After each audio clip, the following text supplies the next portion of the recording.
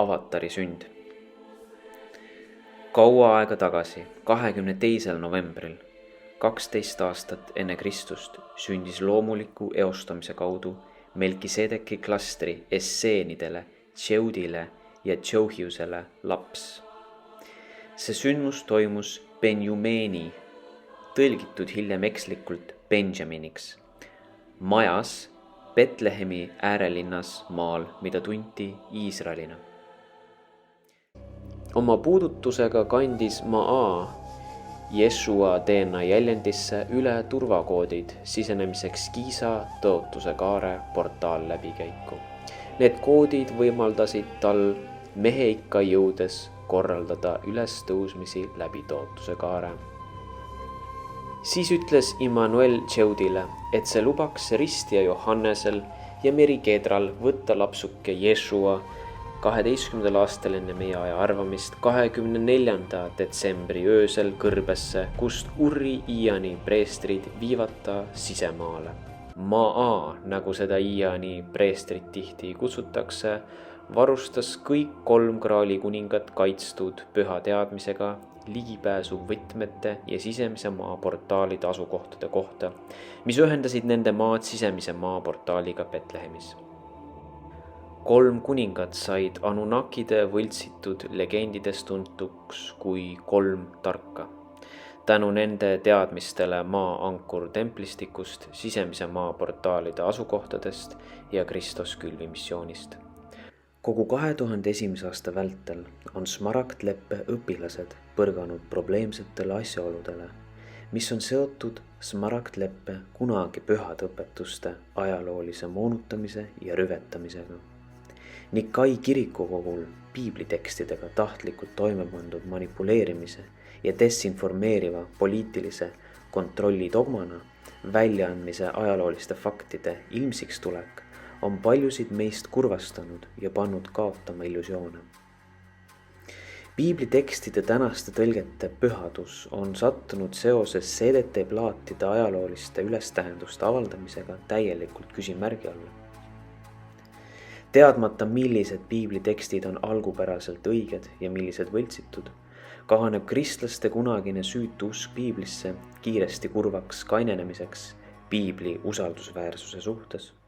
See kainenemine viib tihti sügavate hingepiinadeni, mis mõnikord isegi vihani, mis tekib ajalooliselt aset leidnud vaimse reetmise ja pühaduse rüvetamise äratundmisest. Paljudele meist, kes oleme jõulusid tavapäraselt selle vaimse tähenduse tõttu nautinud, võib Nikai pettus näida jõuluime röövimisena. Kuni me ei tea, millised osad piibli Jeesuslapse loost on õiged, võivad Kristuse missa pidustused, mida me kunagi pühaks pidasime, kahaneda ei millekski muuks kui teiseks näiteks langenud ingelinimeste manipuleerivast väljamõeldisest. Anunnakide rassid olid üle 22 000 aasta kasutanud NDC võre malelaua maatriksit, uuristamaks algseid kõrgvekakoodide programme maa planetaarsetest kilpidest, mis oleks takistanud Kristos joondumise missiooni õnnestumiseks vajaliku Smaragdleppe Elpin süsteemide aktiveerimist.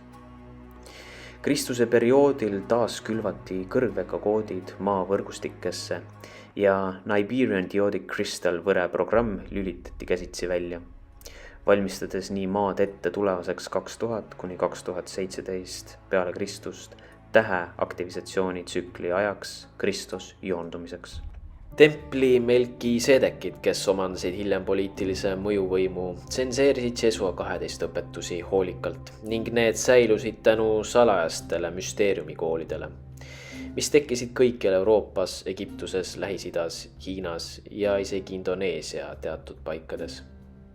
Esialgu lisati Jesua 12 õpetused käsikirjadesse, millest sai ristiusu piibel.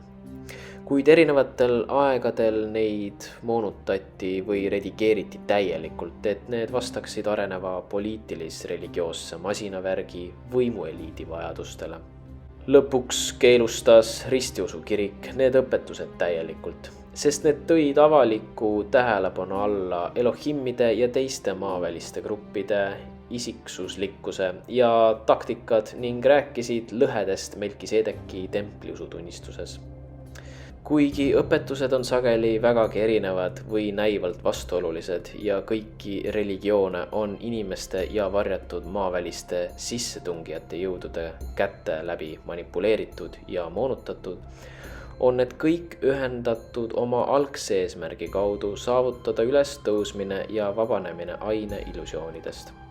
Tõeline jõululugu on lugu ekalikust kolmsusest ajal 46 enne Kristust kuni 37 peale Kristust.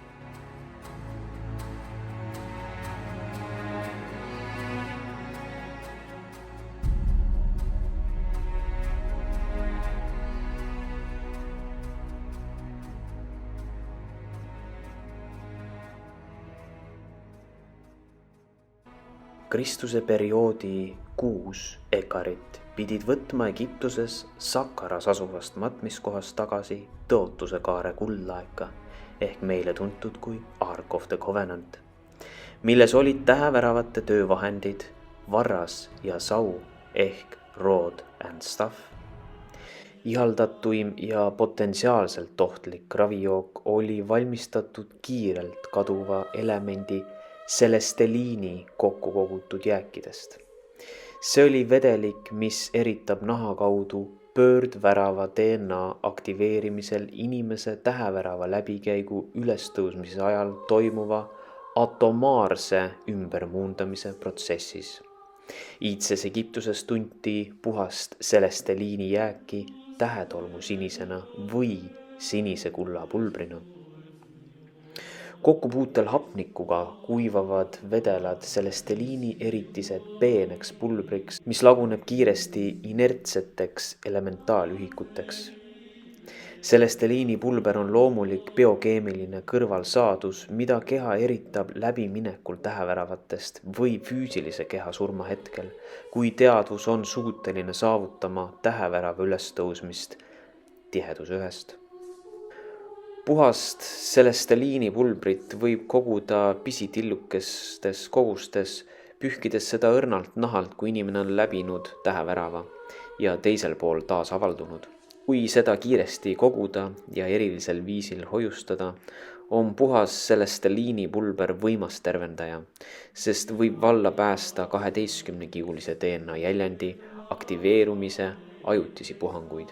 Ebapuhast selesteliini pulbrit, mida tunti valge selesteliini pulbrina või valge kulla pulbrina, kasutasid illuminaatidest vaorood psüühiliste jõudude vallapäästmiseks, aktiveerides ebaloomulikul viisil DNA jäljendi kõrgemaid kiude. See protsess viis DNA madalamate kiudude töövõime püsiva kaotuseni, füüsilise sõltuvuseni sellest ainest ja isegi vaimuhaiguseni. Enne oma ordinatsiooni Egiptuses reisis Jesua 9 Nepaalis, Kreekas, Süürias, Pärsias ja Tiibetis, praktiseerides erinevaid uskudevahelisi õpetusi. Jesua 12 õppis enne 20-aastasena Egiptusesse tulemist põhiliselt Indias ja Pärsias ning tema templi õpetustes väljendus tugevam ida orientatsioon kui Jesua 9 omades. Kui Jesua 9 sai 25 aastat peale meie aja arvamist 32-aastaseks, viisid Elohimid neid toetavate templi Melkisedekitest esseenide abiga Jesua 9, tema naine, kes sai piiblilugudes tuntuks Maarja Magdalenana ja nende 3 last maapakku Prantsusmaa aladele, et kaitsta neid poliitiliste tagakiusamiste eest.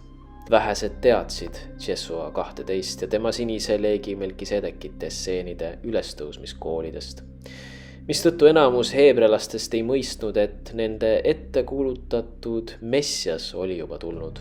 Kuigi Jesua 12 saavutused jäid enamusele heebrea rahvast märkamatuteks, oli tema osa nende geneetilise arengu taastamisel vaieldamatult ennenägematu kingitus heebrea rahvale, mille eest Jesua 12 ei pälvinud mingit tunnustust. Nende laste järeltulijad läksid laiali erinevatesse piirkondadesse. Mõned neis ilmusid välja Prantsuse aristokraatide seas, teised Geldi, Egiptuse ja Aafrika geneetilistes liinides. Jesua 12 järglaste üks liinidest elab ka praegu Ameerika Ühendriikides. Jesua 12 kuuest perekonnast, mis külvati 18 aastat kuni 23 aastat peale meie aja arvamist, jäid ellu 5 last, et tuua 12 ahelaga DNA pärilusliin inimese geenivaramusse.